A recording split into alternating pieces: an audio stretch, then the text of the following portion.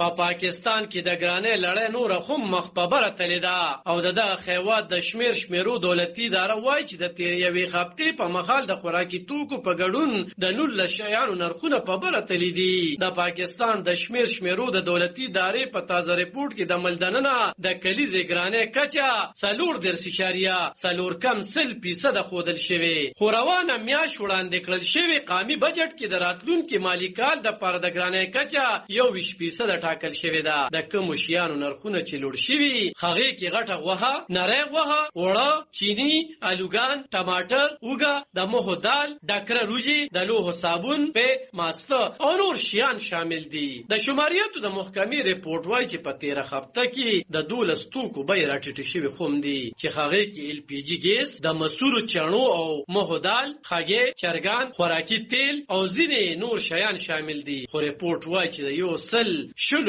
توکو بیې بیا په خپل ځای پاتې دي. د دې تازه ریپورټ نه څرګندېږي چې د پاکستان دننه د کومو وګړو میاشتني آمدن د 11,933 روپونه واخله تر 22,888 روپو پورې دی. هغوی لپاره د ګرانۍ کچه 4.150% پاتې شوې ده. ریپورټ کې ویل شوي چې ملک د تېرې هفتې په مهال د چینو نرخ کې 4.4، د ګوړې نرخ کې 2.2%، د وړو نرخ کې 1.8%، د ماستو نرخ کې 1.1%، د دالماش نرخ کې 1.15%، د اوږې نرخ کې 1.15% او د خلاصو پیو نرخ کې 1.8% اضافه شوې ده. خو همدغه شان د LPG ګیس بیه 4.14%، د مسورو دالو 0.2%، د پیازو 2.5%، د خګو 4.8%، د سبزیانو د غوړو 1.6%، د مخو د